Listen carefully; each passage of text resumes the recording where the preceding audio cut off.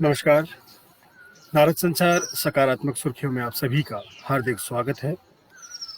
हिंदू पंचांग के अनुसार आज विक्रम संवत 2078 बैसाख माह के कृष्ण पक्ष की 10वीं तिथि है। दिन गुरुवार है। ग्रेगोरियन कैलेंडर के अनुसार आज मई महीने की 6ठी तारीख है। और आज के दिन के इतिहास के बारे में आपको बताएं तो आज भारतीय सेना के जाबाज सैनिकों में से एक आबिद खान की जन्मतिथि है, जिन्होंने मातृभूमि की रक्षा के लिए अपने प्राणों की आहुति दी। शहीद आबिद उत्तर प्रदेश के हरदोई जिले के पाली कस्बे के निवासी थे और आतंकवादियों से मुठभेड़ के दौरान अकेले मोर्चा लेने और घिर जाने की वजह से वहां से बचकर सकुशल चौकी पर पहुंच जाने के बाद आबिद को 1995 में सेना मेडल से सम्मानित किया गया और 4 साल बाद 1999 में कारगिल की जंग के दौरान दुश्मनों की गोलाबारी के बीच कई सैनिक शहीद हो गए और एक गोली आबिद के पैर में भी आ लगी। उसके बावजूद उन्होंने हिम्मत नहीं हारते हुए आगे बढ़कर एक साथ 32 फायर झोंक दिए और आबिद के इस ताबड़तोड़ हमले में 17 पाकिस्तानी सैनिकों की लाशें बिछ गई और इसी बीच एक और गोली आबिद को आ लगी और जिससे ये वीर सपूत देश की रक्षा करता हुआ शहीद हो गया था। और आज स्वतंत्रता सेनानी और राजनीतिज्ञ मोतीलाल नेहरू की भी जन्मतिथि है। मोतीलाल नेहरू इलाहाबाद के एक प्रसिद्ध अधिवक्ता और ब्रिटिशकालीन राजनेता थे। वे भारत के प्रथम प्रधानमंत्री जवाहरलाल नेहरू के पिता थे। वे भारत के स्वतंत्रता संग्राम के आरंभिक कार्यकर्ताओं में से एक थे। जलियांवाला बाग कांड के बाद 1919 में अमृतसर में हुई कांग्रेस के वे पहली बार अध्यक्ष बने थे और 1928 में कोलकाता में दोबारा वो कांग्रेस के अध्यक्ष बने। और भोजपुरी फिल्म निर्देशक गोविंद मुनीस की आज पुण्यतिथि है, जिनके द्वारा निर्देशित नदिया के पार नामक फिल्म आज भी काफ़ी प्रचलित है। उन्होंने कई फिल्मों और टीवी सीरियल्सों के लिए स्क्रीन पे और संवाद भी लिखे हैं। माधुरी दीक्षित को फिल्म इंडस्ट्री में पहला ब्रेक देने में गोविंद मुनीस का विशेष सहयोग था।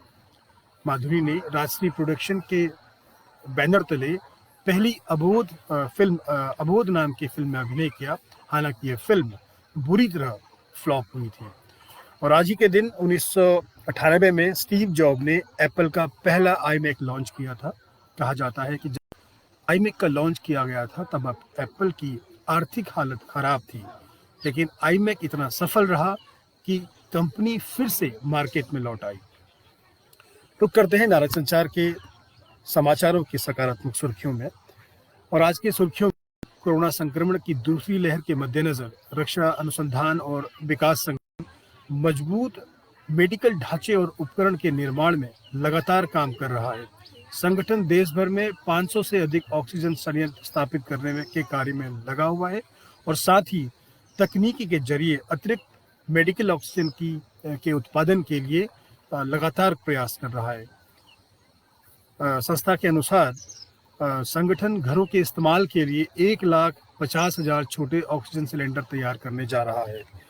और अगली खबर वायुसेना से है। राफेल लड़ाकू विमान की 6ठी खेप बुधवार की रात तीन और लड़ाकू विमान भारत पहुंच गए हैं। तीनों विमान जामनगर पहुंच गए हैं। यहां से उन्हें अंबाला एयरबेस के लिए रवाना किया जाएगा। इसके साथ ही अब वायुसेना के बेड़े में इस लड़ाकू विमानों की संख्या 20 हो गई है, जो देश की सुरक्षा दृष्टि के हिसाब से वो काफ़ी सकारात्मक खबर है।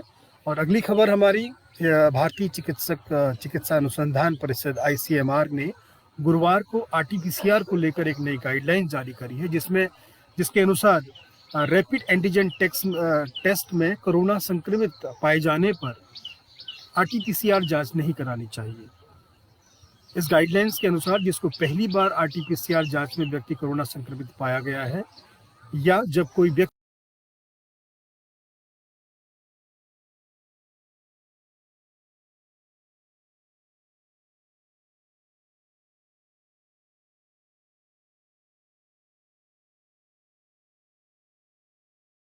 यानी उल्का पिंडों बारिश का गवाह बनने का मौका मिलेगा।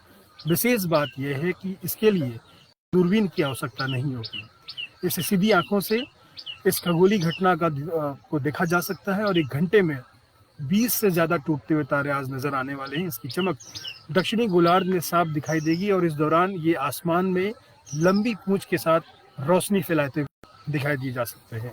नारा संचार सकारात्मक सुर्खियों में आज के लिए इतना ही। कल सुबह फिर आपसे मुलाकात करते हैं। तब तक के लिए आप स्वस्थ रहें, मस्त रहें और सकारात्मक रहें। नमस्कार।